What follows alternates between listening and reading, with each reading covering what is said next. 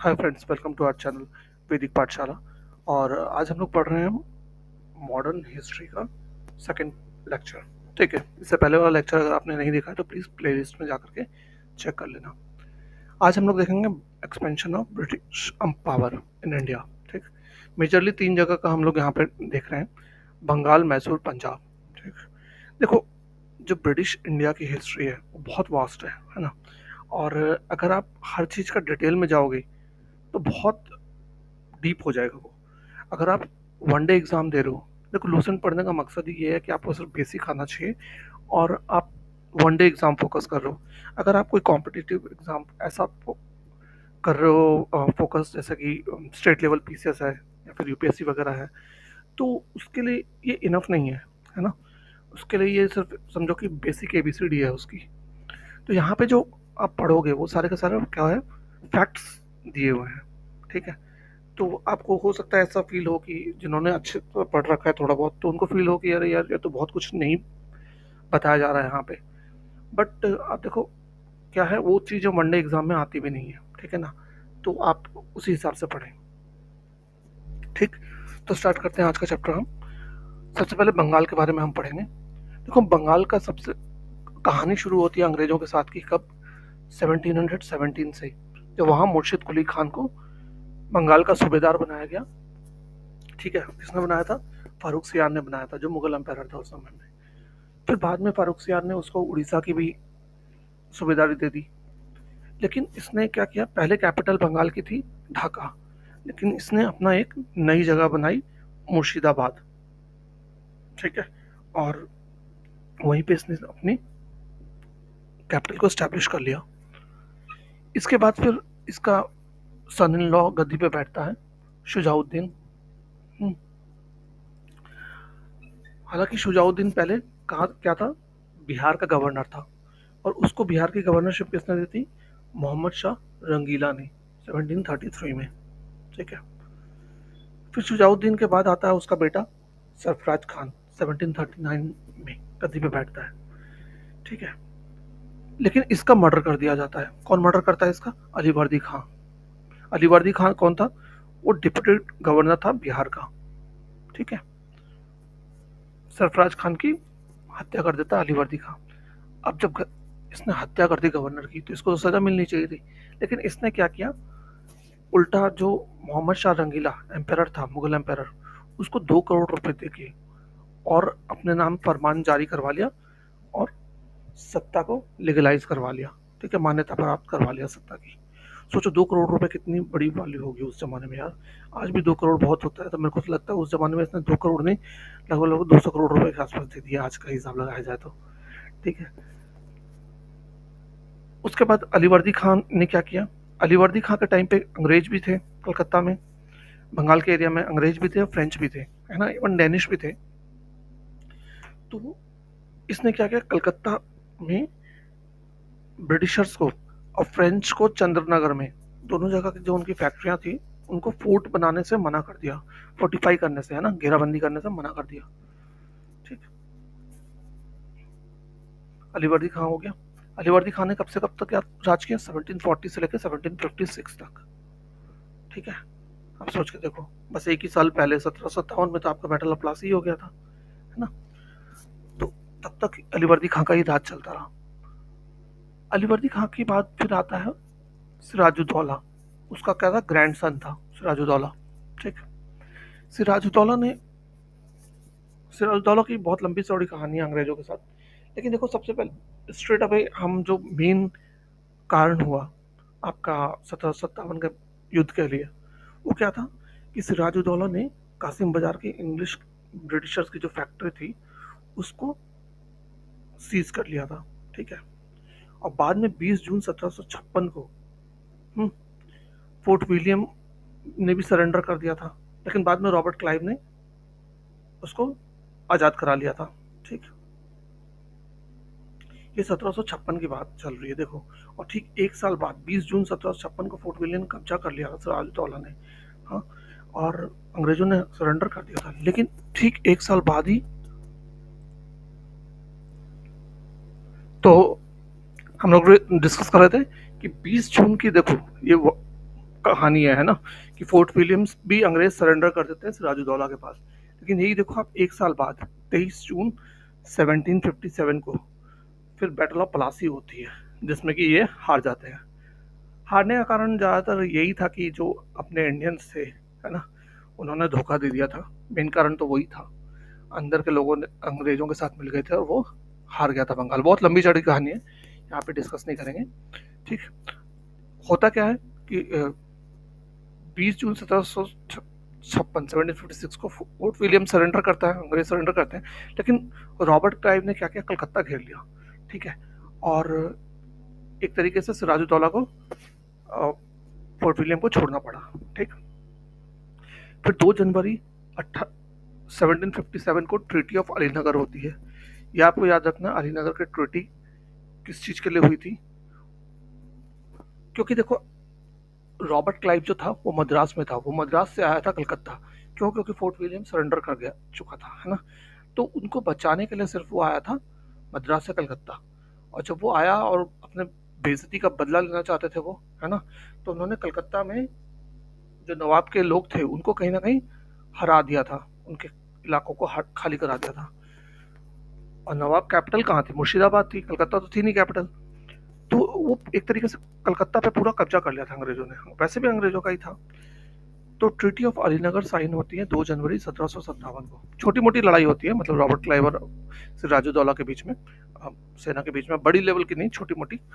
और उसमें कहीं ना कहीं रॉबर्ट क्लाइव का पलड़ा भारी था। तो एक ट्रीटी होती है, अलीनगर की ट्रीटी, और जिसमें सिराजुद्दौला को बहुत सारी डिमांड्स अंग्रेजों की माननी पड़ जाती है। ठीक है, और ब्रिटिशर्स ने चंद्रनगर, जो फ्रेंच थे जहाँ पे, उस पर भी कब्जा कर लेते हैं वो मार्च 1757 आते आते। ठीक, फिर फाइनली बैटल ऑफ प्लासी होती है 23 जून 1757 को। ठीक, और एक कॉन्स्पिरेसी होती है बहुत बड़ी। कॉन्स्पिरेसी मतलब षड्यंत्र होता है बहुत बड़ा, जिसमें नवाब को हरा दिया जाता है, सिराजुद्दौला को। नवाब की तरफ से कौन कौन लड़ रहे थे? मीर बख्शी कौन था उस जमाने में? मीर जाफर होता था। ऑफिसर इंचार्ज ऑफ कलकत्ता था मानिक चंद। सिख मर्चेंट था एक बहुत ही माना हुआ अमीर, अमीर चंद। बंगाल का बिगेस्ट बैंकर जगत सेठ। और कमांडर था नवाब की आर्मी का खादिम खान। ये सब नवाब की तरफ से लड़ रहे थे, लेकिन इनमें से ज्यादातर लोग क्या था, अंग्रेजों के साथ मिले हुए थे, और इसलिए नवाब हार जाता है। ठीक है, कहा जाता है लड़ाई हुई भी नहीं थी, शुरू होते ही खत्म हो गई थी ये। और सिराजुद्दौला को भी मरवा दिया जाता है इसी लड़ाई में। फिर बाद में बैठता है इसकी गद्दी पे कौन? मिर्जाफर गद्दी पे आता है। ठीक है, मिर्जाफर कौन था? मीर बख्शी था। ठीक, लेकिन क्योंकि इसको अंग्रेजों ने गद्दी पे बैठाया, तो इसने क्या किया, अंग्रेजों को क्या राइट दिया? फ्री ट्रेड करने का, बंगाल बिहार उड़ीसा में, कि तुम यहाँ पे ट्रेड करो, कोई टैक्स देने की जरूरत नहीं है। ठीक है, और इसने 24 परगना की जमींदारी भी एक तरीके से ले ली। फिर मीर जाफर लेकिन धीरे धीरे देखता है कि यार बहुत ज़्यादा घाटा हो रहा है, ये जो अंग्रेज थे टैक्स भरते नहीं थे और अपना बिजनेस चला रहे थे, तो इससे जो राजस्व को, रेवेन्यू को जो घाटा हो रहा था वो बहुत ज़्यादा था। ठीक है, एकदम गवर्नमेंट चलाने के लिए एक तरीके से समझो पैसा ही नहीं आ रहा है, टैक्स आ ही नहीं रहा, तो चलाएंगे कहाँ से? तो उसने अपनी गद्दी, और अंग्रेज रोज पैसा मांगते थे उससे, मिर्जाफर से, क्योंकि उन्होंने उसको गद्दी पे बैठाया था तो उनका हक बनता था, वो उससे पैसा मांगते रहते थे। तो उसने क्या किया, अपनी गद्दी छोड़ दी। ठीक है, अपने सन इन लॉ को गद्दी पे बैठाया था, मीर कासिम को, कि उसकी जगह पे अंग्रेजों ने उसके सन इन लॉ मीर कासिम को गद्दी पे बैठा दिया। ठीक, तो 1760 में मीर कासिम गद्दी पे बैठता है। गद्दी पे बैठते ही मीर कासिम ने बर्दवान, मिदनापुर, चिटगांव अंग्रेजों को दे दिया। लेकिन मीर कासिम थोड़ा सा चालाक था, है ना। उसने क्या किया, अपनी कैपिटल को मुर्शिदाबाद से मुंगेर ले आया। मुर्शिदाबाद कहाँ है? आप देख लो, आज के ज़माने में ढाका के आसपास में है ना, बांग्लादेश में। वो वहाँ से बिहार ले आया, मुंगेर ले आया अपनी कैपिटल को, अंग्रेजों से बहुत दूर ले आया। और यहाँ पे वो बहुत सारी चीज़ें, यहाँ पे वो अपने हथियार वथियार बनाने लग जाता है, ट्रेनिंग करने लग जाता है, ट्रूप्स बनाने लग जाता है अपनी, है ना, ट्रेनिंग देने लग जाता है उनको। और इसका अंग्रेजों को भी पता चल जाता है कहीं ना कहीं। ठीक, तो वो भी बहुत परेशान था अंग्रेजों के कि दस्तक का मिसयूज से। दस्तक क्या था कि ड्यूटी फ्री, टैक्स फ्री जो था, पास था वो, है ना, उसको दस्तक बोलते थे। तो उससे वो मीर कासिम भी बहुत परेशान रहा, जैसे मीर जाफर। रेवेन्यू घटता जा रहा था और अंग्रेज पैसा मांगते रहते थे हमेशा। तो फाइनली उसकी अंग्रेजों के साथ लड़ाई हो जाती है छोटी मोटी, ठीक है। अंग्रेज उसको हरा देते हैं। फिर वो वहाँ से भाग जाता है, अवध भाग जाता है। अवध आज का यूपी के एरिया की तरफ, ठीक है। वहाँ पहुँचता है, वहाँ वो मिलता है अवध के नवाब शुजाउद्दौला से, और वहाँ पे मुगल एम्पायर जो थे उस जमाने के, शाह आलम टू, उनसे भी मिलता है, ठीक। और ये तीनों मिल करके एक प्लान बनाते हैं कि हाँ चलो अंग्रेजों को हराया जाए मिल करके, ठीक है। तो इस तरीके से बैटल ऑफ बक्सर आता है 1764 में। कौन कौन था? मीर कासिम, शुजाउद्दौला और शाह आलम टू एक तरफ थे, और दूसरी तरफ कौन थे? अंग्रेज थे। अंग्रेजों को कौन लीड कर रहा था? मुनरो लीड कर रहा था, ठीक है। और हम सब जानते हैं बक्सर की लड़ाई में भी अंग्रेज जीत जाते हैं, ठीक।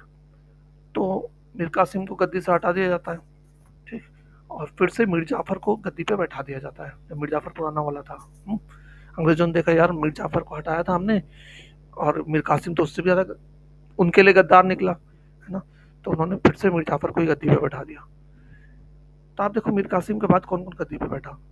मीर जाफर आया, निज़ामुद्दौला आया, सैफुद्दौला आया, और लास्ट में मुबारकुद्दौला आया 1772 तक, ठीक। ये आप साल याद नहीं भी रखो तो चल जाएगा, खाली आप ये नाम रखो। मीर कासिम के बाद फिर से मीर जाफर, फिर निज़ामुद्दौला, सैफुद्दौला, मुबारकुद्दौला, ठीक। जब मीर जाफर की डेथ होती है 1765 में, तो उसका बेटा बैठता है निज़ामुद्दौला गद्दी पे, ठीक है। और वो एक ट्रीटी साइन करता है अंग्रेजों के साथ 20 फरवरी 1765 को, जिससे कि नवाब अपनी आर्मी को डिसबैंड कर देता है, मतलब ख़त्म कर देते हैं अपनी आर्मी को, ज़्यादातर आर्मी को। और ये भी शर्त रखी गई उस ट्रीटी में कि बंगाल को जो अब एडमिनिस्ट्रेशन किया जाएगा, चलाया जाएगा, उसको एक डिप्टी सूबेदार भी होगा। खुद तो सूबेदार था ही वो निज़ामुद्दौला, लेकिन उसके अंडर एक डिप्टी सूबेदार भी होगा, जिसको कौन अपॉइंट करेगा? कंपनी अपॉइंट करेगी, ब्रिटिशर्स अपॉइंट करेंगे, ठीक। रॉबर्ट क्लाइव ने 2 ट्रीटीज भी साइन की 17 बैटल ऑफ बक्सर के बाद, उसको बोलते हैं ट्रीटीज ऑफ इलाहाबाद। एक तो उसने शाह आलम टू के साथ ट्रीटी लिखी, साइन की, और दूसरी शुजाउद्दौला के साथ, ठीक। यहीं से ड्वेल गवर्नमेंट का कंसेप्ट आता है। ड्वेल गवर्नमेंट कब से कब तक चली बंगाल में? 1765 से 1772 तक, ठीक है। स्टार्ट कब हुई थी? 1765 में, इमीडिएट उसके बाद, बैटल ऑफ बक्सर के बाद। यहाँ पे क्या हुआ? कंपनी को दीवानी और निजामात राइट्स मिल गए, और लेकिन उन्होंने कोई भी डायरेक्ट एडमिनिस्ट्रेशन नहीं चालू किया, और ना ही कोई रेवेन्यू कलेक्ट करते थे। मतलब वो पैसा भी लेते थे, है ना, और एडमिनिस्ट्रेशन भी चला रहे थे, लेकिन डायरेक्टली नहीं, इनडायरेक्टली, है ना। तभी ड्वेल गवर्नमेंट बोलते हैं। वो खाली इंडियंस को आदेश देते थे, ये करो वो करो, और सामने नहीं आते थे, खुद कोई रिस्पॉन्सिबिलिटी नहीं लेते थे। लेकिन बाद में वारेन हेस्टिंग्स जब गवर्नर जनरल बनता है, तो उसने इसको ड्वेल सिस्टम ऑफ गवर्नमेंट को बंद कर दिया 1772 में। ये आप याद रखना, ठीक है। तो ये पूरी कहानी थी आपकी बंगाल की। अब हम चलते हैं सीधा साउथ में, मैसूर की तरफ। मैसूर में हम जानते हैं हैदर अली और टीपू सुल्तान का नाम हमेशा सुनते आए हैं। तो पहले हम हैदर अली के बारे में जानते हैं। हैदर अली ने अपना कैरियर एज अ सोल्जर शुरू किया था मैसूर स्टेट में। बाद में वो फौजदार बनता है, डिंडीगल एक जगह है वहाँ पे। और डिंडीगल में ही उसने एक मॉडर्न आर्सेनल शुरू किया। मॉडर्न आर्सेनल मतलब शस्त्रागार, है ना, जहाँ पे शस्त्र बनते थे, है ना, हथियार बनते हैं जहाँ पे, वो वहाँ पे उसने मॉडर्न बनाया, स्टार्ट किया आर्सेनल डिंडीगल में। किसकी मदद से? फ्रेंच की मदद से, ठीक है। 1761 में उसने, जो वहाँ का पावरफुल प्राइम मिनिस्टर था मैसूर का, उस जमाने में मैसूर के जो किंग था वो कौन सी डायनेस्टी थी? ओडियार डायनेस्टी थी, और किंग था कृष्णराज वन, ठीक है। और वहाँ का पीएम था नंजराजर, ठीक है। थोड़ा सा डिफिकल्ट नाम है, साउथ इंडियन है तो कोई बात नहीं, याद रख लो, नंजराजन, ठीक। उसको हटाता है, और गद्दी कहीं ना कहीं सत्ता हड़प लेता है ये हैदर अली। लेकिन इसने क्या किया? डायरेक्ट अपना नाम नहीं चलाया एज अ राजा। जो उस जमाने का रूलर था कृष्णराज वन, उसको रहने दिया एज इट इज। अब देखो, ऑब्वियस सी बात है, अगर ये अंग्रेजों की मदद ले करके हथियार बना रहा है साउथ इंडिया में, तो अंग्रेज तो बिल्कुल पसंद नहीं करेंगे इस चीज़ को, है ना, क्योंकि अंग्रेज चाहते थे, अंग्रेजों का तो पहले से ही प्लान था कि पूरे भारत पे कब्जा करना है। तो जब उनको पता चला कि हाँ भाई ऐसा कुछ चल रहा है साउथ इंडिया में, तो उनकी लड़ाई होना ऑब्वियस सी बात थी, है ना। होता भी वही है।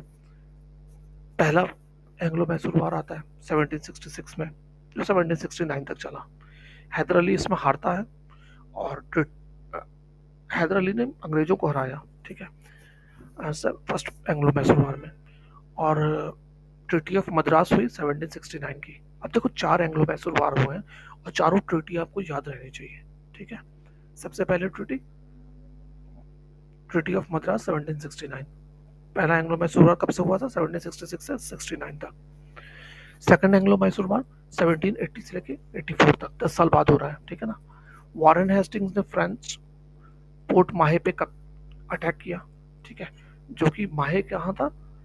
हैदर अली के टेरिटरी के अंडर आता था। अब जब उसके अंडर आएगा तो उसकी रिस्पॉन्सिबिलिटी बढ़ती है, और वैसे भी उनकी फ्रेंच के साथ दोस्ती थी। तो हैदर अली ने निजाम और मराठास को अपने साथ लिया और आरकट को कब्जा कर लिया, ठीक।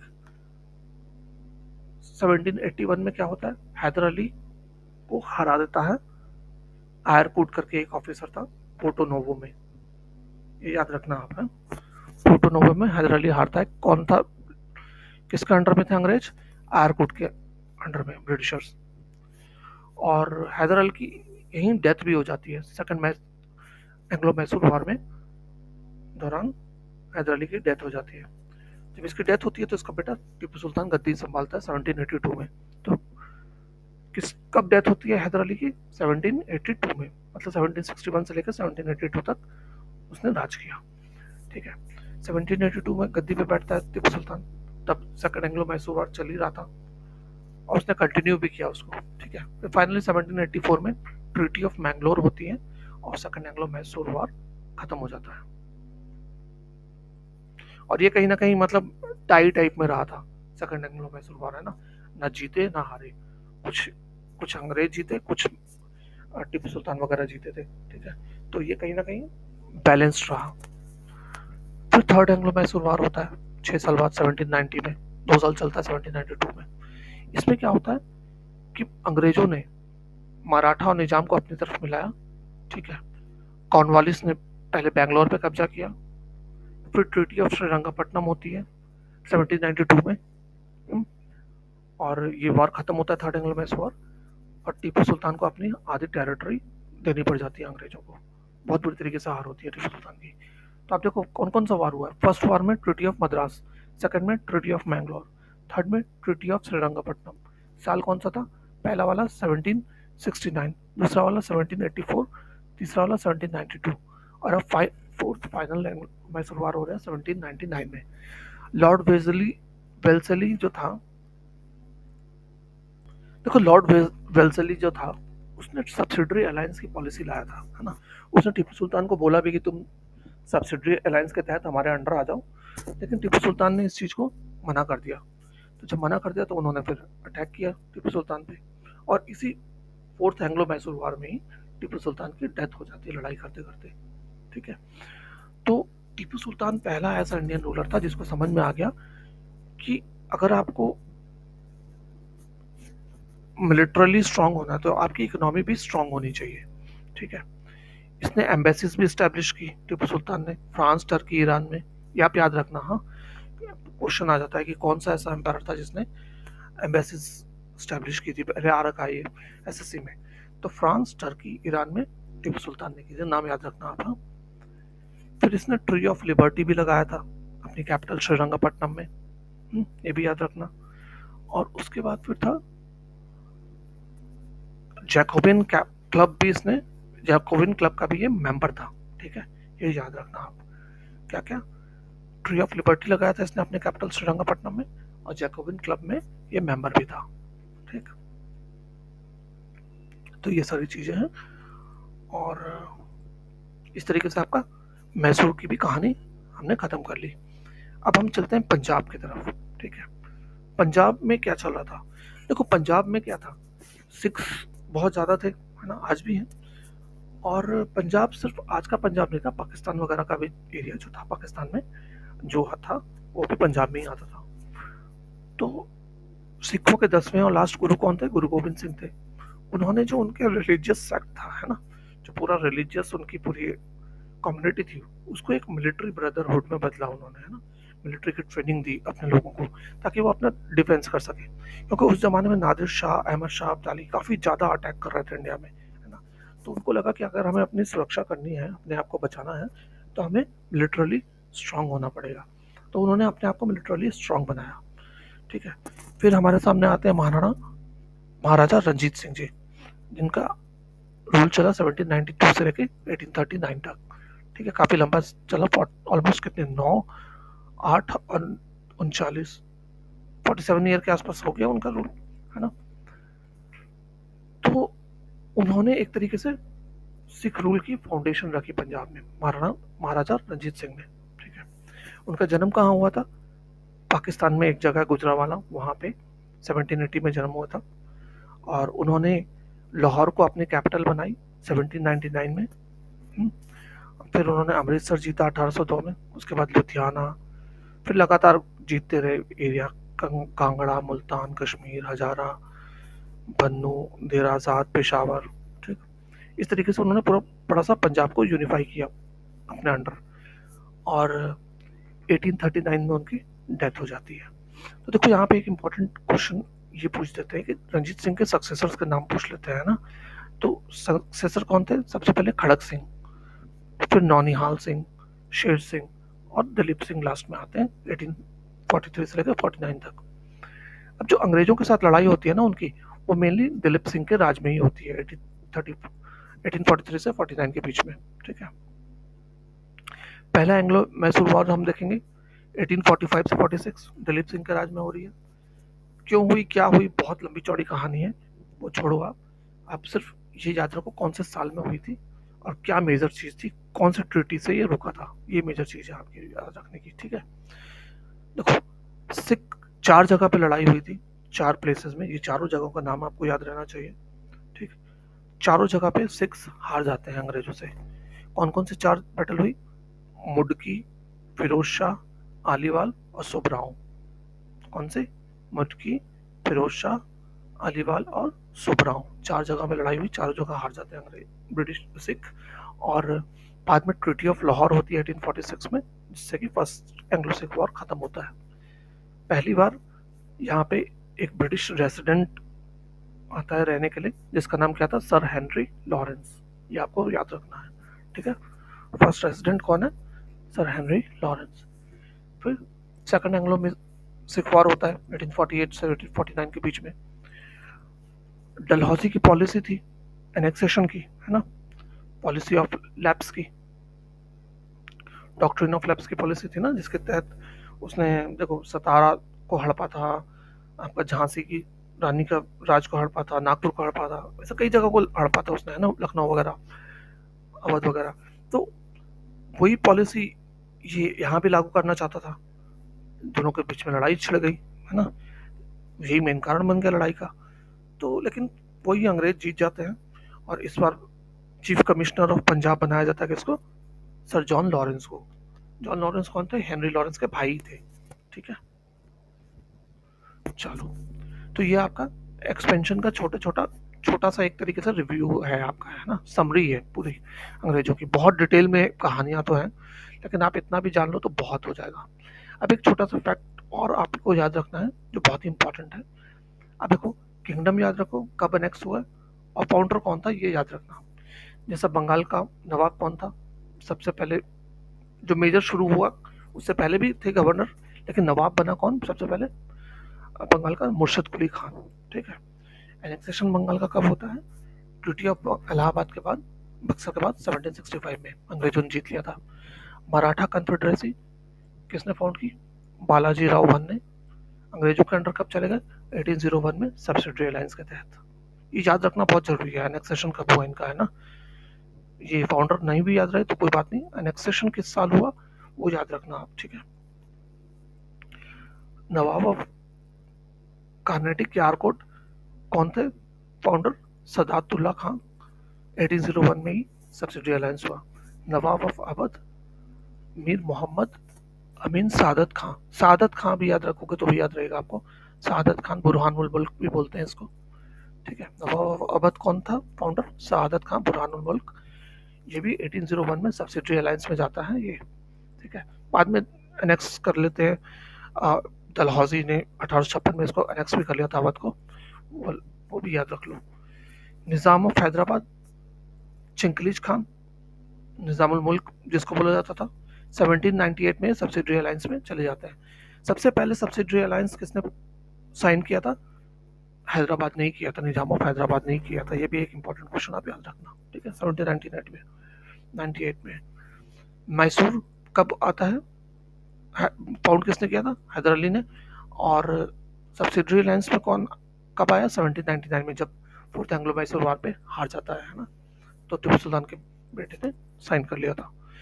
पंजाब 1849 में, लास्ट वॉर के बाद है ना, एंग्लो सिख वॉर के लास्ट वॉर के बाद 1849 में ये भी एनेक्स हो जाता है। फाउंडर कौन था पंजाब के रूल का? रंजीत सिंह।